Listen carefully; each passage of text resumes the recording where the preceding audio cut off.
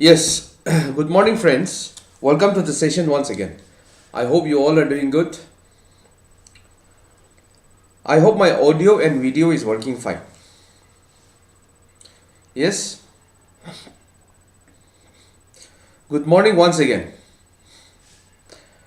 As we wait for some more learners to join in, let me just give you some important information from the Unacademy platform. Okay. Today, as you know, we will be taking up with the fourth session of climatology. Okay. Today we will be talking about different global circulation. Okay. Tricellular circulation, about the different Hadley cell, Ferrel cell, okay, polar cell, all those. But before we go into the session, let me just give you some information from the platform. You see here, the toppers this year. In Unacademy, we have run one program, that is Last Mile program. Out of 1 to 20 top all Indian ranker, 1 to 20, 7 learners are from that particular program. Out of top 21 to 100, 20 learners were there. Out of this 100 and 761, there were around 143 learners from this Last Mile program, which was conducted in the Unacademy platform. So similar programs are conducted these days. Every month, every 15 days, new programs are introduced. So therefore, I request all of you to kindly join the program and be a part of this list of toppers. Okay. Going ahead, in the platform there is a price hike which will happen very soon. Only yesterday there was one price hike. Another price hike is expected on 16 for this plus combo. And from this, there will be a substantial hike in the price. So what you are waiting for? So you kindly do a subscription based on this. If you require, you can use my code, that is SUNEP10. Similarly, for this plus GS also, only yesterday there was one price hike. Another is expected on 16. And after that, in a short period of time, there will be a massive hike in the price. So you kindly don't wait for anything, just go and enroll. Okay, to be a part of that list of toppers which you have seen just now. It is a proof and testimony of Unacademy excellence in producing number of toppers. Okay, and also today is a very special day in the Unacademy platform. Today it is the 6th anniversary of Unacademy platform. Okay, so best wishes from my side. You also have this level up your UPSC preparation with iconic subscription. Here you will get 1-to-1 live mentoring, which means you will get personalized learning experience with a subject expert in this particular iconic subscription. You have iconic subscription as well as different types of subscription, but under this iconic subscription under Unacademy platform, you will get 1-to-1 live mentoring. Also, you will get this study planner, which will customize the study plan with bi-weekly reviews. Also, you have this mains question and answer writing practice. As you know, every Sunday at 11 a.m. there is Unacademy Compact, 56 questions in 60 minutes. This Sunday, that is upcoming day after tomorrow, that is 12th of December, at 11 a.m. you have this particular Unacademy Compact. From a pool of scholarship, from a pool of around 4 crore plus, you will get scholarship. It is available both in Hindi as well as in English. If you get within the rank of 1 and 3, you will get 100% scholarship. Even if you get within 51 to 500 rank, you will get around 25% scholarship. Okay, you can use my code here, SUNEP, as an enroll code 10. Okay, many people benefited, the successful candidate, from such a program. So kindly, nothing like preparing or revising your syllabus for your prelims through such kind of a test. One of the main advantage of this is you will also know at what level of preparation you are as compared to your peer groups. Okay, anyways, with that basic information, let us begin the session. We'll wait for some more learners to join in, and after that we will continue. Anyways, before we start the session, let me tell you one thing. At any point of the discussion, if you find certain thing that you are missing out, or you wanted to clear, or you are not able to understand clearly, you can always interrupt me at any time. You can do so by in the live chat box below. Okay. And also let me tell you, I have a Plus subscription course under Unacademy platform for geography. Also, I am conducting a test series, answer writing practice for physical geography part under Unacademy platform. It is completely free. It starts at 1 to 2 p.m. every day. Today also we have from 1 to 2 p.m. Okay, so you can always come and join me there. So yesterday we have already seen what is this pressure gradient force, what is this geostrophic wind, what is this Coriolis force. Yesterday we have seen all of this. Okay, we have seen what is Coriolis force. Coriolis force in the northern hemisphere, it tracks the moving object towards the right.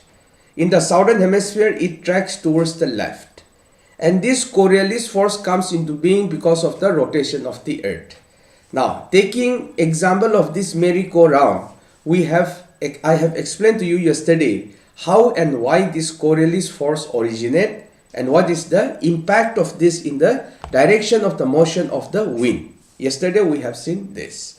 Now, by understanding what is this pressure gradient force, what is this geostrophic wind, and how this Coriolis force affect the direction of the motion, we will see different wind direction on the Earth's surface. But before we go into this, you see here, we are trying to follow a very systematic approach. In a sense, under our discussion of this climatology, in the first session we have seen the different structure of the atmosphere, troposphere, stratosphere, so on and so forth. We have seen the composition of the atmosphere, like the water vapor, gases, particulate matter. After this, we have seen the temperature characteristics, that is insolation. Depending on different angle, different latitude, different location, also the distribution of temperature we have seen, that is different isotherm. During our discussion of this distribution of temperature, we have seen what is isotherm, what is isonomals, what is thermal anomaly. Now, after this, yesterday we have started with a pressure. So the temperature and pressure combines together to form a very, very important circulation or climatic phenomena on the Earth's surface. So today we will go and see some of the pressure characteristics of the Earth. Okay, some of the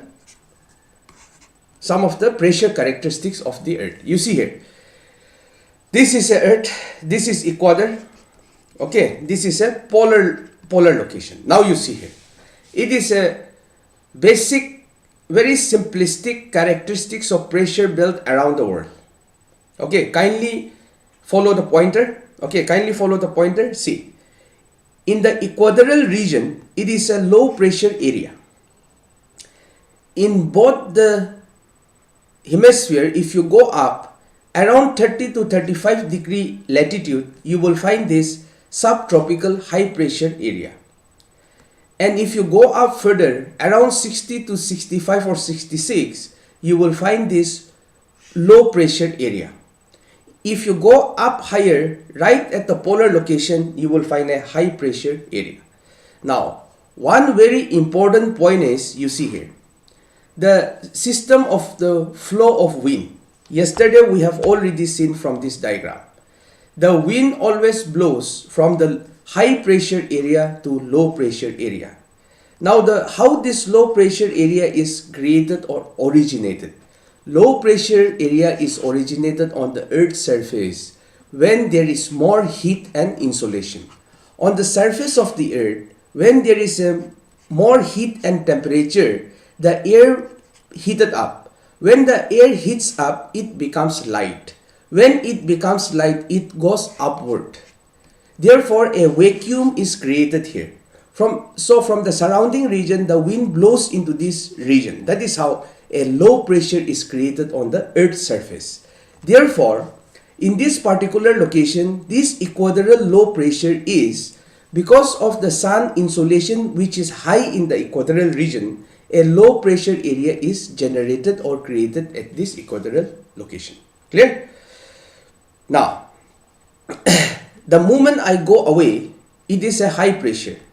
Now, why this high pressure? I will explain to you later. This is a low pressure area, and again, in this polar location, you see here, whenever there is a very cold temperature, okay, whenever there is a very cold temperature or low temperature, whenever the temperature is very low, in that area, a high pressure will be developed. Therefore, high temperature results in low pressure area. Low temperature results in high pressure area. And you know that the wind blows from high pressure area to low pressure area in this manner. Clear?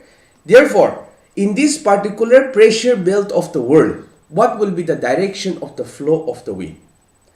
And remember, this particular pressure belt, that is the polar high, the subpolar low, the subtropical high, the equatorial low, this particular horizontal line of the pressure belt, it is an idealized form. Okay, it is an idealized form. Idealized means this is just like a considering the Earth's surface as a homogeneous body. Okay, in actual or in real, you will not find a pressure belt straight line like this. But just for the sake of explanation, we are considering that it is horizontal line like this. Okay, idealize. Idealize means we are just assuming. Okay, otherwise in real life, we are going to see very, very shortly what is the actual pressure belt looks like. Okay, but here in this particular diagram, what you are seeing, the horizontal line like this, it is on an idealized Earth surface, that is homogeneous Earth surface. Now you tell me, we all know that the wind will blow from high pressure region to low pressure region. Therefore, here it is equatorial low pressure, this is subtropical high. So from high pressure area, wind will have to blow towards the low pressure area like this. Here also from the southern hemisphere, from high pressure area, wind will blow like this because wind blows from high pressure to low pressure area. Now from this high pressure again, the wind will have to blow up like this. Why? Because it is a low pressure area. Now from this polar high, the wind will have to blow like this because this is low pressure, this is high pressure. Similarly, in the southern hemisphere also, it will be like this. From subtropical high, the wind will come like this. From polar high in the southern hemisphere, wind will have to blow like this. Clear? You don't have to worry about why this subtropical high pressure, subpolar low pressure develop. I will explain to you this later. Okay? But I have explained to you regarding why low pressure in the equator, because of the high heat. When there is a high heat, low pressure is developed. When there is a very low temperature, that is in the polar region, it is very cold, high pressure is there. Okay. Now regarding this subpolar low, subtropical high, you don't worry, just have patience for a minute or two, I am going to explain. Now, you see here. Just now we have seen, or yesterday in yesterday's discussion we have seen the effect of Coriolis force. What is the effect of Coriolis force? Now, you see here, from this subtropical high, whenever a wind will start to blow like this towards the low pressure area, what will happen? A Coriolis force will come into the picture. When the Coriolis force comes into the picture, what will happen? the Coriolis force in the northern hemisphere. You see here, this is equator, this is northern hemisphere, this is southern hemisphere. In the northern hemisphere, the Coriolis force will act towards the right. Now you see, look at the direction of this flow. It is coming like this. What is the right? The right is this side. Therefore, this wind, which is blowing from tropical high pressure to equatorial low pressure, will be tracked towards the right in this manner. Therefore, the ultimate direction of this wind will be like this. This is known as a trade wind. Similarly, in this region, wind blowing from subtropical high to subpolar low, actually it is moving like this. It is a pressure gradient force, but it will be tracked towards the right. What is the right here in this direction? It is this side. Therefore, the wind will blow like this. Similarly, here the wind will blow like this. Similar things will happen in the southern hemisphere. But now, here the direction of the Coriolis force deflecting the direction will be opposite. In the southern hemisphere, the Coriolis force will act towards the left. Therefore, this particular pressure gradient force, which is moving from subtropical high to equatorial low, this wind will be tracked towards the left. What is the left here? Left is here. Therefore, ultimately the direction will be like this. Similarly, from this subtropical high to subpolar low, when the wind is blowing like this, it will be tracked towards the right. That is, this is the right. Towards the left. This is the left. So the wind will blow like this. Similarly, in this, it will be like this. Clear? So, with the introduction of the Coriolis force, the direction of the wind will be of this nature. You kindly observe the figure. Okay, diagram. Lanston Davita, Wastek. Lanston, good morning and welcome to the session. How are you? Lanston, how are you?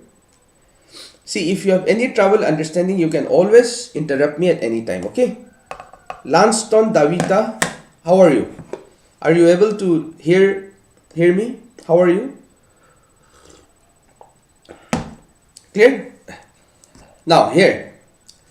The point that we have discussed just now. This is a straight wind. This type of wind is known as straight wind.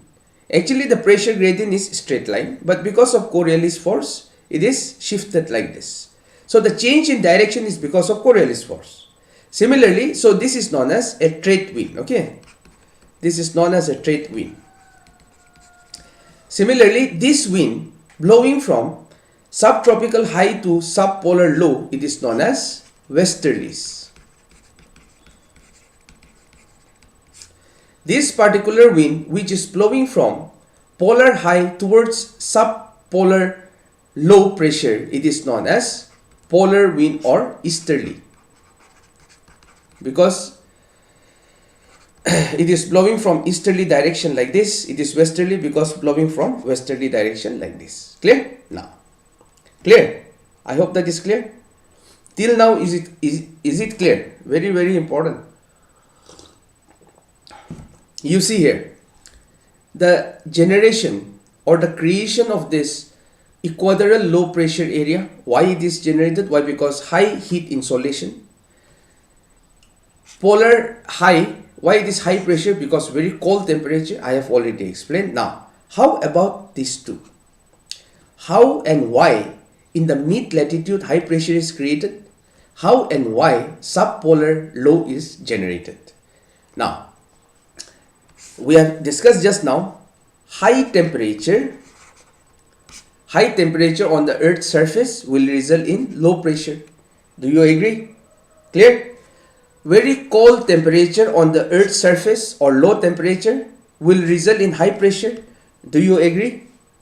Any doubt? Because see, we are going to see one important aspect. That's why I am telling you again and again. Please be very clear. Whenever there is a high temperature on the Earth's surface, it will result in low pressure area. Why? Because the air is heated up and becomes light and creation of low pressure. Whenever there is a low temperature on the Earth's surface, it will create high pressure area. Okay, now keep that in mind. Very, very important. We are going to see one important aspect. You see here, in this diagram which is in front of you, we are going to discuss one very important point. You see here, in the diagram which is in front of you, this is a equator. Okay, this is a equatorial region. This is a polar region. Okay, this is a polar region. This is a pole. Either it may be a south pole or north pole. Okay, now you kindly forget about this now. Okay, you focus on this diagram. This is equator. This is pole. This is amount of insolation in this axis. This is the minimum insolation. This is the maximum insolation. Now, this is 30° north latitude. This is 60° north latitude. Now, you see the amount of insolation. Amount of insolation is maximum in the equator. Therefore, in the equatorial region, see, this is a surface. Kindly follow the pointer. Huh? This is the ground surface. Okay, this is a ground surface. And this is upper air circulation. Now, in any kind of atmospheric or climatic or atmospheric study, you need to take two dimensions. That is, one is on the ground surface. The other one is the upper air circulation. Okay, it is very important to take these two particular dimensions. Now, this is upper air. This is the ground surface. Because of high insolation, high temperature on the ground surface in the equatorial region, you have a low pressure area, which we have already discussed. Now, in the polar region, since it is a very low temperature, very cold, a high pressure is developed in this region. And it is because of the temperature difference, that's why I can say the low pressure which is developed over the equatorial region, the high pressure which is developed over the polar region, it is thermally induced. Can I say like this? Thermally induced. Because of the difference in the temperature, this particular low and high pressure is created. Now you see here, you come to this particular location. Kindly follow the pointer. You come to this particular location, 30° north. Now, in this 30° north also, you see the amount of the sun insolation. Yes, it is a little bit lower than the equatorial region. See, equatorial region insolation is this one. Now, in 30° north latitude, the insolation is, yes, a little bit less than what is there in the equator, but it is very substantial. It is also not so small. The temperature, which means the temperature is high enough even at this particular 30° north latitude. Yes, it is a little bit less than the equatorial region, the insolation, but it is quite substantial. Means the temperature is high. Just now we have seen, whenever the temperature is high, then a low pressure needs to be developed on the Earth's surface. But why this is a high pressure that is developing at this particular 30° north latitude? Why?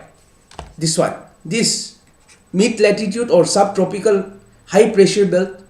For high pressure belt, as per the thermal concept or the heat concept, if there is a high temperature, low pressure should be here. But here, the temperature is high enough even at 30° north latitude, but high pressure is developed on the surface. That is one. The second is, you come to this 60° north latitude. At this particular latitude, you see the amount of sun insolation. It is less. So when the temperature is less, when the temperature or amount of the heat is less, what is the conclusion that we have seen? The conclusion that we have seen is high pressure should develop. But here you come and see, it is a low pressure that is developed here at this particular 60° north latitude. Now, this high pressure which is created here, low pressure which is created here, it is not because of the thermally induced. It is a dynamically formed high and low pressure at these two locations, which means a low pressure which is developed at this particular 60° or subpolar, or high pressure which is developed in the mid latitude or subtropical, they are not thermally induced, but they are dynamically formed. How they are dynamically formed? We will see. Okay, you come here. In the equatorial region, it is a low pressure area that we are very much sure about that. In the equatorial region, there is a low pressure area that is developed. Now, after this low pressure, what happens in the low pressure area? The air becomes light, it moves up like this. When it moves up, it started to cool down. Why? Because it is moving away from the source of the heat. Now, it cannot go up indefinitely, because during our study of structure of the atmosphere, the first layer is troposphere. Above the troposphere, I have tropopause, which is acting like a lid. So the air which is going up can go only up to tropopause. Beyond this, it cannot go up. Therefore, what is the possible direction that this particular air which is going up and cooling down at the same time, where it will go? The only possible route is either this direction or either this direction. See, this, it cannot go up because tropopause is there. So no chance of going up infinitely. Till the tropopause only it can go. Now, it cannot come down. Why? Because the air from below is coming up continuously, so it cannot come down. So what is the only possible direction that this particular air will have to go? It will either go in this direction or in this direction. One in the southern hemisphere, one in the northern hemisphere. But you see here, now, when this particular, now, I hope till this it is clear. Any doubt till this particular point? Any doubt?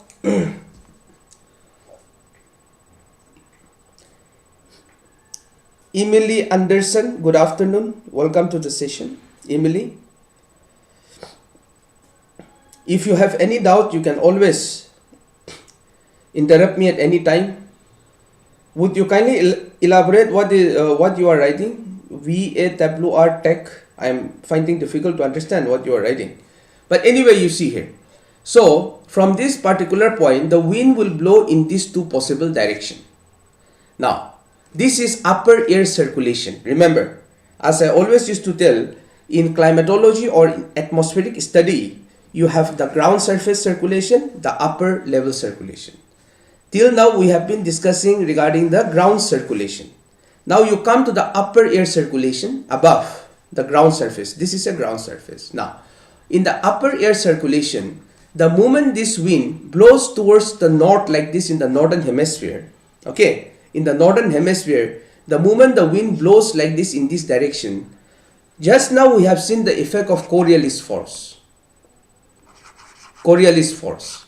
Any moving object, it is tracked towards the right in the northern hemisphere.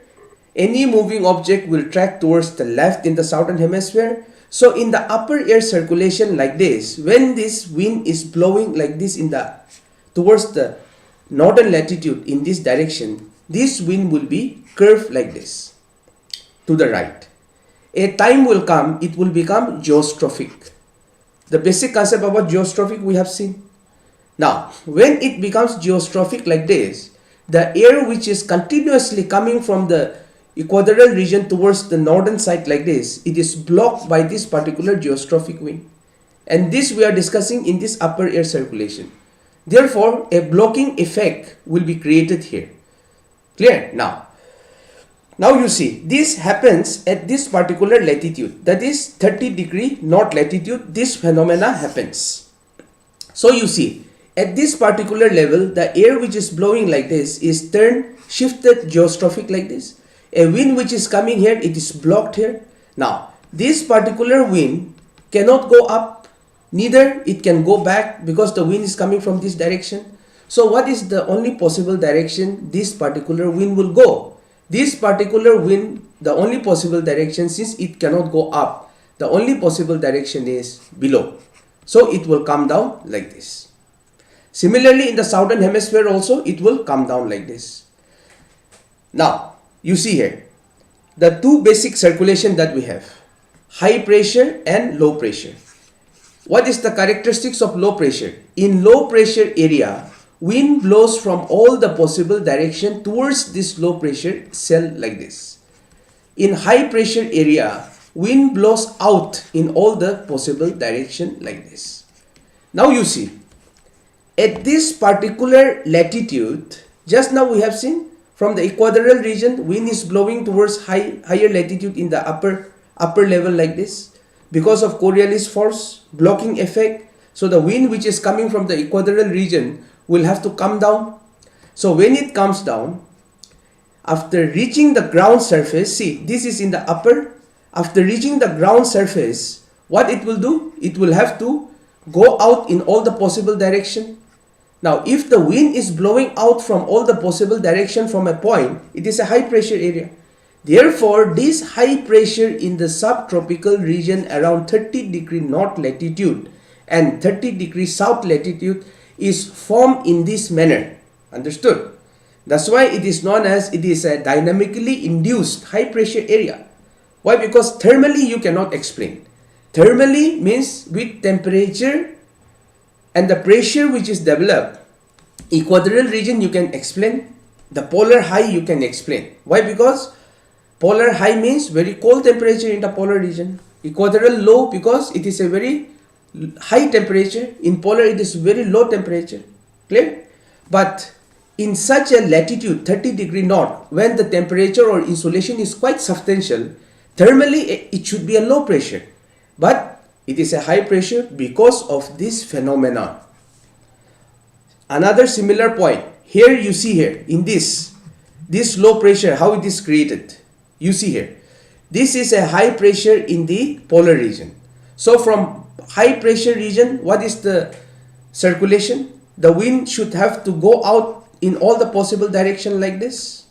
Clear? Now, in this high pressure area, which we have established just now how it is formed, wind is blowing out in all the possible direction like this. So now this wind is coming here, wind is coming here. And now, since a wind is coming together at one point, what is the basic flow in the low pressure? Wind comes from all the possible direction, right? Now here also you see wind is coming from all the possible direction. And that is how this low pressure is built. And what is the vertical circulation in the low pressure over the surface of the earth? It will go up like this. This is a low pressure on the ground surface. The vertical circulation is it goes up. And in a high pressure region like this, the wind comes down. That is the vertical motion. This is how different low pressure and high pressure cell on the earth's surface is originated. Any doubt regarding any point that we have discussed so far? Very, very important. Okay, kindly keep this in mind. I hope that is clear. With that, you will have such a circulation. You see here.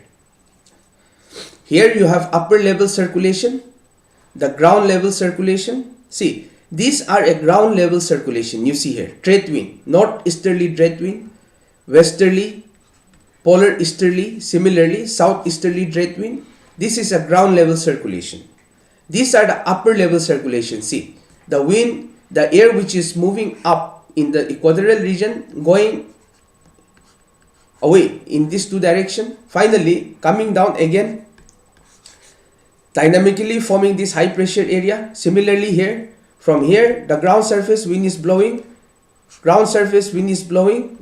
dynamically form low pressure, comes up, moves in all the direction. This is how you form different circulation cell like this. I hope that is clear. What is this cell? Therefore,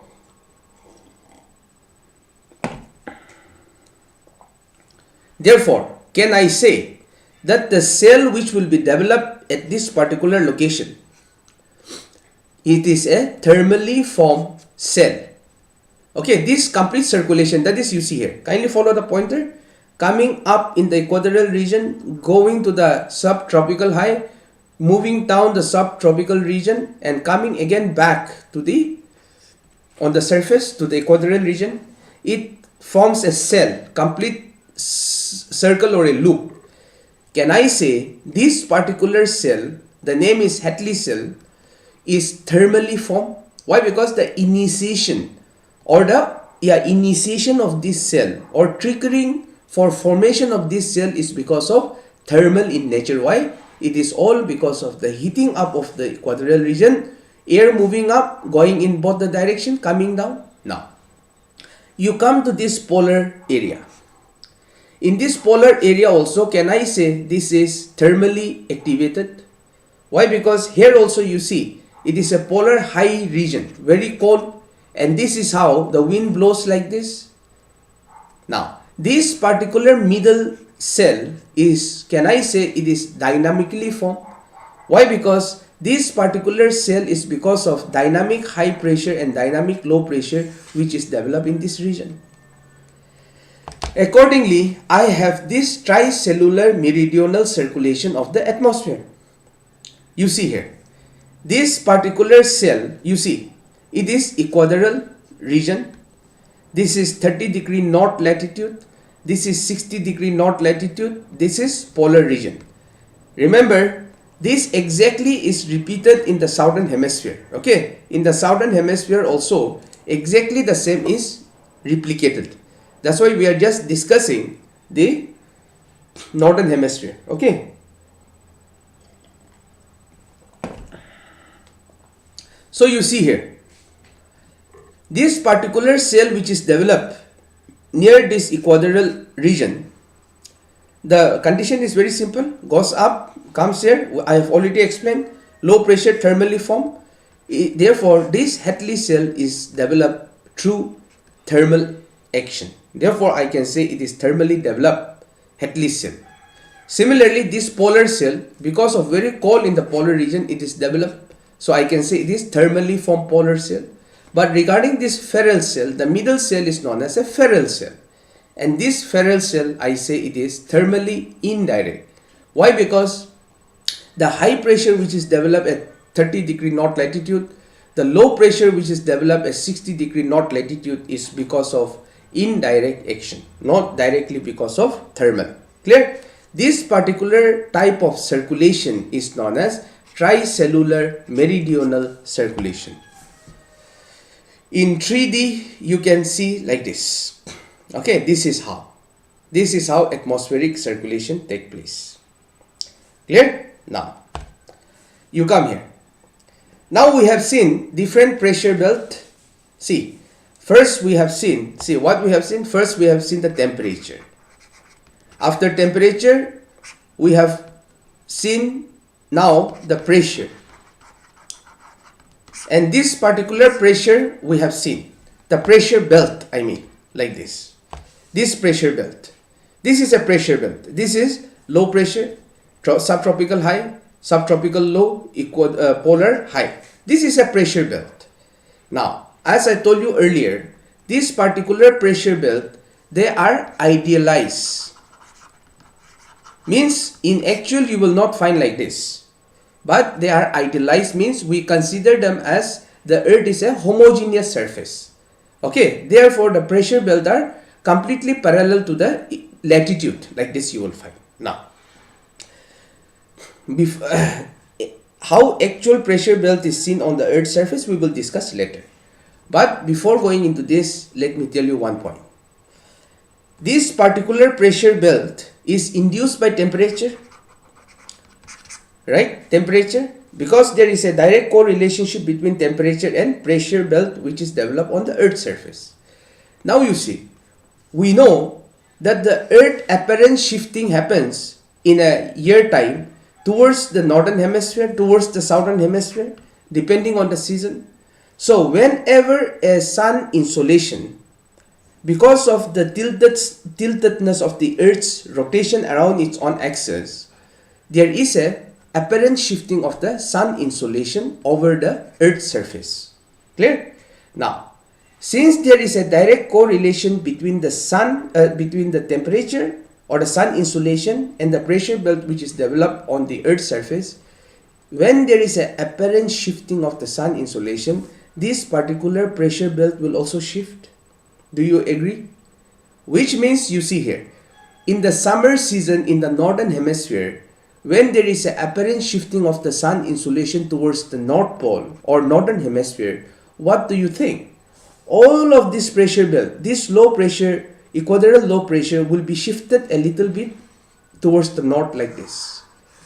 Similarly, this subtropical high pressure belt will also be shifted towards the north like this.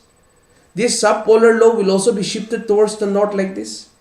Similarly, in the winter of northern hemisphere, that is when sun apparent shifting happens towards the southern hemisphere, this equatorial low pressure belt will be shifted towards the south like this. This subtropical high will also be shifted towards the south like this. Do you agree? So such kind of shifting of pressure belt will take place. How it is taking place? It will take place like this. Shifting of pressure belt, and remember, till now we are discussing on a idealized earth surface. Means we are considering, just for the sake of our understanding, we are considering that the earth surface is homogeneous. Otherwise the earth surface is not homogeneous. In some places you have water body, in some places you have land mass, and the specific heat of land and water is different. Therefore the temperature, heating and cooling will be different. Now when the temperature, heating and cooling is different in the same latitude, temperature is different, isotherm we have seen, and the temperature, pressure is related, so the pressure belt will also be different. Okay, we will see that later. But see, this is how. You just kindly follow the pointer. This is equator, you see here. During June, that is summer season in the northern hemisphere, this particular low pressure area is shifting towards the north like this, you see here. During March and September, this particular low pressure is in the middle like this. This is an equatorial line. During the December, that is southern winter season, this low pressure is coming below the equatorial region also. Similarly, when this shift, everything shifted like this. Now the influence of this shifting of pressure belt is, the pressure belt influences the direction of the wind from one area to the other. So depending on the shifting of the pressure belt, the wind will also shift accordingly. Clear? So that is the importance of shifting of pressure belt. Okay? Anyways, we'll end the session here today. We will continue tomorrow with how in the real world this shifting of a pressure belt takes place. Real world in a sense, when the earth is not considered as homogeneous, but when the earth is considered as non-homogeneous, means some place you have water, some place you have land mass. So how it is getting shifted like this. This pressure belt we will see tomorrow. Okay, so we will continue the discussion tomorrow. Anyway, thank you so much for your patience and cooperation. We will meet again tomorrow at the same time. Okay, bye bye and take care.